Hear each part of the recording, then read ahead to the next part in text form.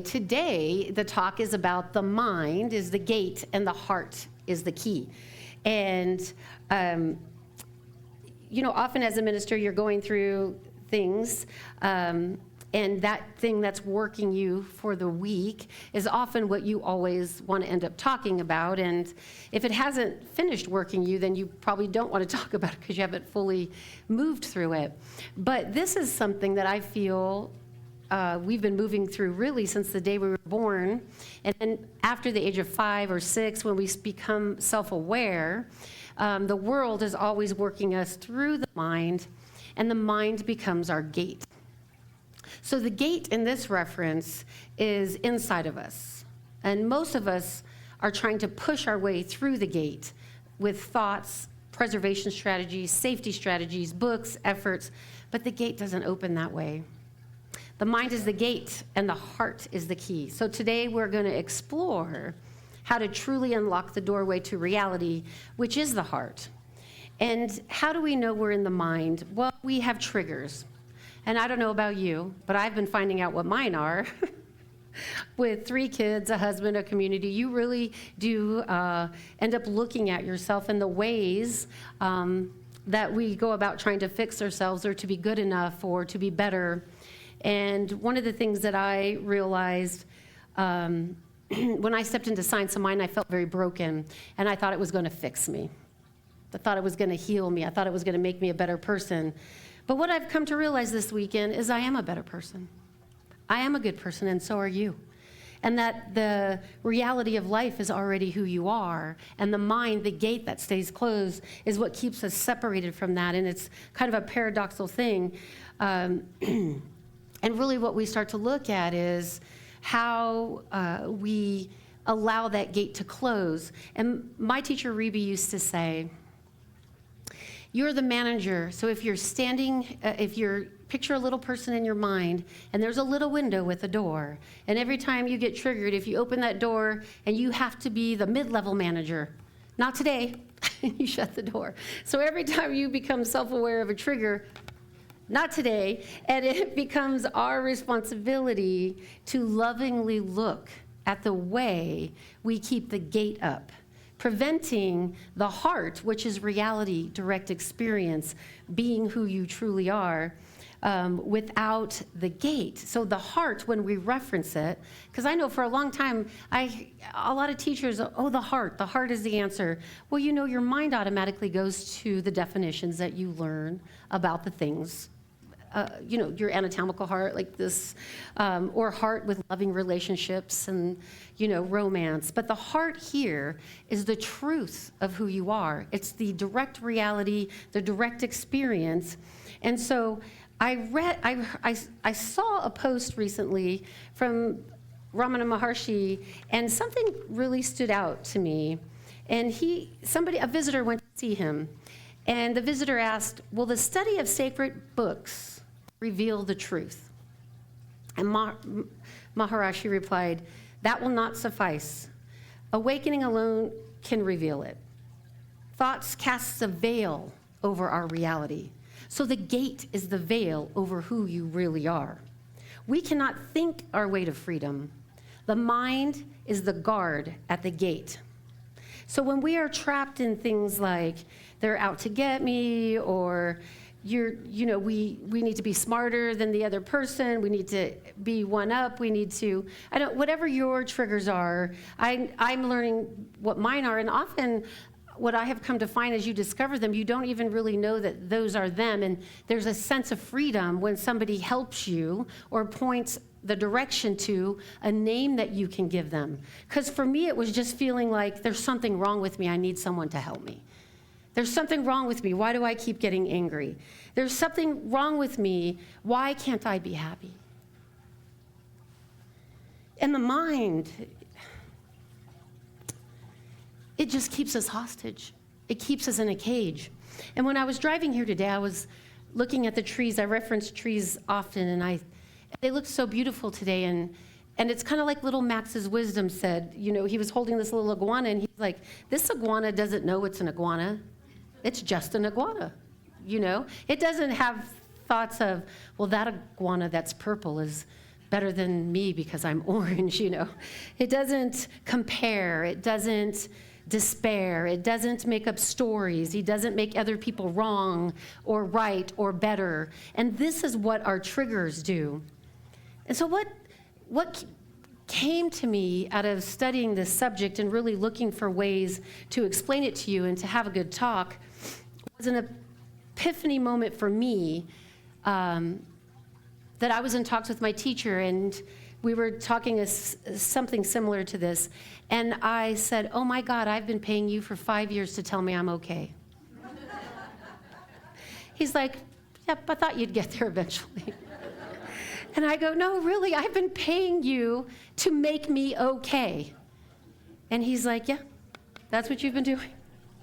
And if you didn't directly have that epiphany or insight for yourself, it wouldn't have meant anything. You would have just run around saying, my teacher made me okay, which I probably have told you many times about Tom, my teacher. But it was such a mind-blowing moment where the gate opened and this sense of freedom from myself inflicting wounds of not enoughness. I have to be better. I have to be who you want me to be. It makes me emotional still because the essence of trying to measure up to everyone is a weight that I would not encourage you to carry ever. And if you are carrying it, I am here to tell you that the direct experience of who you are is not a thought. I am cannot be a thought because it is the original you. You are the original OG. Original gangster, for those of you who don't know what that means. It can't, the I am, we use it a lot. I am Tracey, I am this, I am that. Or you hear a lot of spiritual teachers say, I am that, I am that. And as long as it's a thought about being I am, you wouldn't, then we're not seeing directly, we're still using the mind to have an experience, or we're letting somebody tell us who we are. But if you can imagine already being the iguana, you wouldn't need someone to tell you you're an iguana. It already knows that. It wouldn't need someone to tell them, right, that you could just stand and be like the tree and just watch life go by. This is why so many teachers say, if you're confused, just go sit on a busy street and sit there and stay as silent and quiet as you can and just witness. That's who you truly are. It's just the witness. And then you watch as the gate closes and opens. Oh, that person. Oh, they're overweight. Oh, they walk too fast. Oh, they have a gait. Oh, I need to cross the street because of who they are. Oh, the world's this, the world's that. And this gate just opens and closes, open and closes. But when you leave the gate open and all of the thinking subsides, what's left is who you truly are. And there, in that, is nothing wrong. And this is the essence of how we raise children. If we could treat and talk to ourselves the way most of us talk to children when we see their little sweet faces and we want them to know how beautiful and wonderful they are, and we don't want to, corrode their little brain synapses. And something that came to me, I was watching this gentleman. And I don't know about you if you're a parent, but I say no a lot. No, can we go swimming? No, not right now. Can we do, nope, you have to get dressed first. And this person said, the danger of no in a developing mind is the loss of sense of autonomy and confidence. And so he said something interesting that stood out to me. Maybe we could change it to, talk to me after dinner. Because it opens the possibility of opportunity instead of slamming the door shut, which makes you feel defeated, right? And maybe talk to me, maybe when we get up in the morning, we can talk about that. And what I notice is not only then are you loving and kind to yourself because you're in alignment with being a right human being, but you're also cultivating that in another. But the most important thing that I have seen is that when you fall in love with yourself, the gatekeeper, the I am is always in love, but the gatekeeper and how it has learned to move through the world, when you fall in love with that person, then you see the beauty in everyone you meet. And when you can't see the beauty, you know you've closed the gate. You are the keeper of your gate. And this is what is so beautiful about our philosophy, is that we can make ourselves and other people responsible for the goings on in the world, in our community, in our homes. But the reality is, if your gate is closed, it's up to you to notice it. That sense of self-responsibility is a big, heavy thing to see and then to do something about. It is a breaking an addiction to your sense of self. The other thing that was pointed out to me was when we then, depending on your conditioning, go to something's happened, you've overreacted. This is all about reaction, right? We go out, we react, and there's like an ABC of it. And if we can learn to start to sense the feeling, because like I've said before, the thing happens, it's done. The emotion arises, lasts 40 seconds. But what we ruminate on, I don't know about you, but I could ruminate all night long and have a conversation with someone who isn't even standing in front of me and how that should go the next time I see them. And maybe if I feel really threatened, I might apologize, but I'm not really sorry, to make me feel better, which is kind of narcissistic, I'm just saying, right? And it's all a preservation strategy, so the gate is still closed, even though the mind can make you think it's open. And then when you really want to be in love with that person, and then you're trying, and I don't know about you, but it's like, I imagine like being Captain Jack Sparrow and taking this pirate ship down the ocean, and then you have to stop it at full force and turn it because you think you have to be nice, better, and you can't be real or authentic. And the truth is, anger is beautiful when it isn't backed with years of suppression energy. Anger hasn't always been beautiful to me. I've not been able to express it. I have issues with that because I like to be liked. And the first person I had to learn to like was Tracey. And that was really hard for a lot of reasons, but we all have our own story, so I don't need to go into that. But I am here to tell you, fall in love with the ego, the personality self that was developed in you, and let go of the who did what, and start asking the question. So I started asking the question, and I was in Target, and it had these journals, and one of them is CBT therapy, and in it is all these questions, because I can't always think of the questions that I'm supposed to ask myself when I'm journaling. I'm like, do you feel good? Yes. Okay, where do you go from there? I don't know.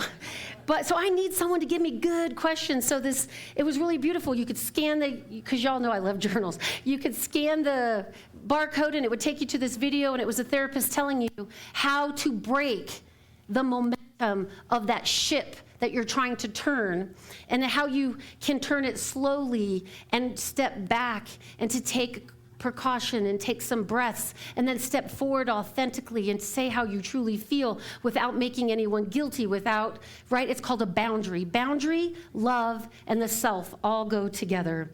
And they can be done lovingly, and I wasn't taught that. And so we're all here learning. We're all here learning to fall in love with who we are. We're all here yearning for the same thing. I bet you if I asked each one of you, what is it that you most want? You might say a car, but you want the car because you want to be happy. You might say a relationship because you want to be happy. You might say a house because you need shelter. It will make you happy. But after every need is another need.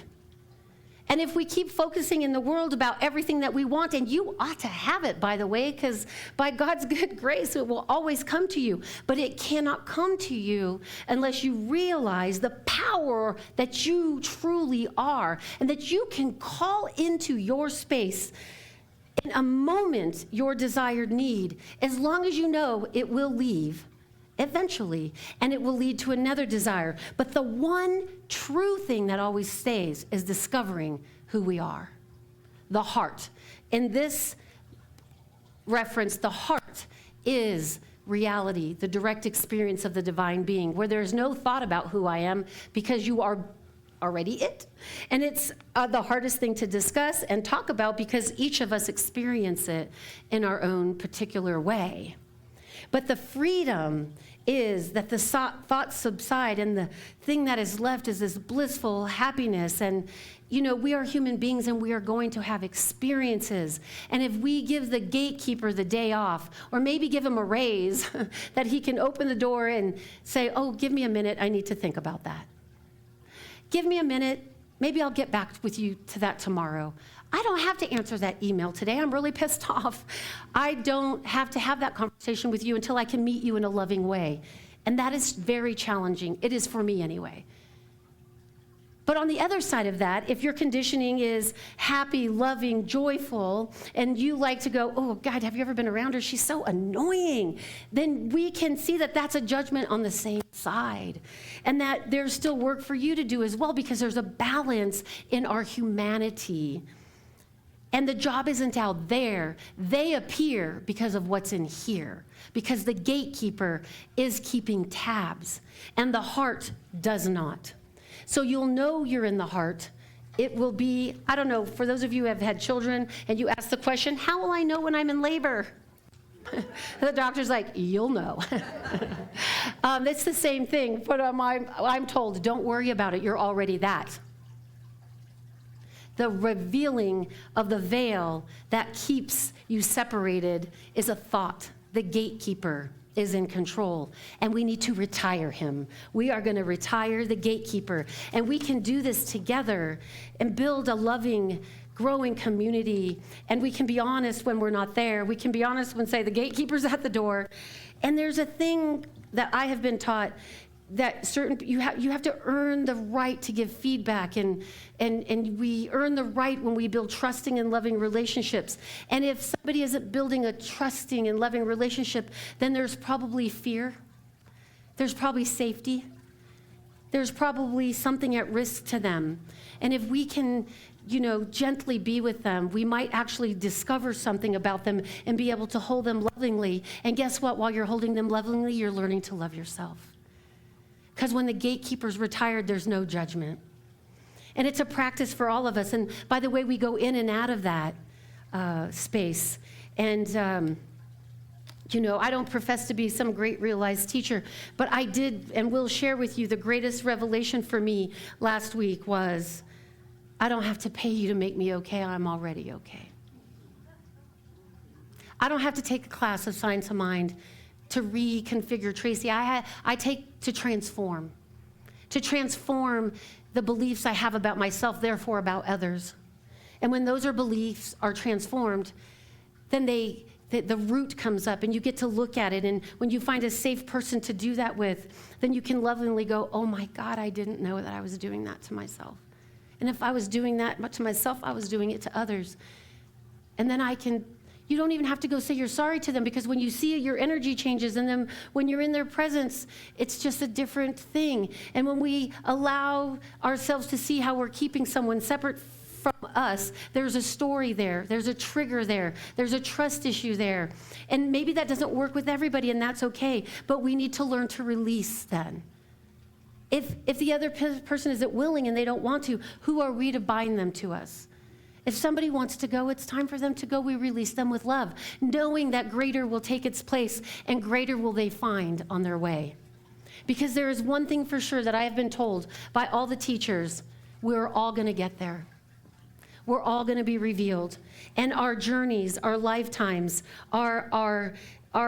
it's our willingness to deprogram and to fall in love with ourselves. And we can't make anyone else do it. I know I sure was attracted to this job because I get to teach, and ooh, guess what? I have learned so many lessons about myself, and by the graciousness of others, not always being my favorite. And that's okay, because that's what we're all going through. For the first time I saw I'm not alone. It's narcissistic to think that you're alone and you're the only one with problems. But the reality is we're not alone. We all have the human problem. Self-worth, what were you thinking? How could you do that? Self-esteem issues. And it's okay, because that's the nature of the mind. So today we're going to start being gatekeepers and allowing the heart to lead the way, and finding and asking and dancing with the wind, as they say, to learn to work together. Ernest Holmes says, the door to the soul cannot be pushed open by the intellect. It must be gently unlocked by the heart. The reality, when we drop everything, what remains is who you truly are.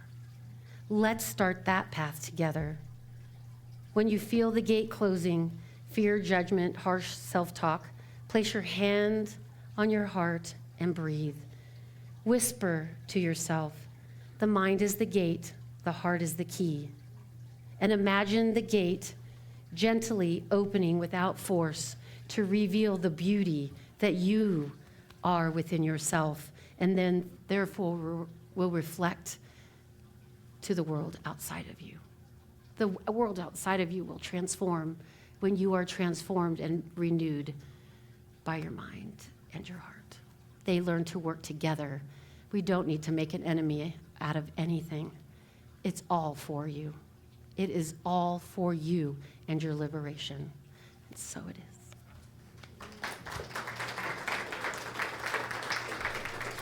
And we will ground that in prayer. I just know right here, right now, that there is only one, that one essence, that one pure I am, the truth of each and every being in here and through the whole world, that the reality is, and what we project is the mind, and the heart comes to answer the questions of the heart, to say, just let it go. Fall in love. Be the human that you wish to be by just dropping all of the anger, the hate, the fear, that these are all illusionary, these are all untruths, and that we use these affirmations that go deep into the transformative subconscious so that we can let go and see the lie for what it is. We've been told so many lies, and the thing about our teaching, the essence and the beauty of it is, if you're paying attention, it is there to release and let go of the illusion. It gives the gatekeeper the day off. And what is left is the heart. And this is what Ernest Holmes is pointing to, and this is what this prayer is about. That I am affirming the heart and the reality and the love and the beauty of who we truly are. That it is magnetized. It is going out into the community. It is what draws people to our home so they can see that beauty within themselves. That they can wake up and be okay with the day.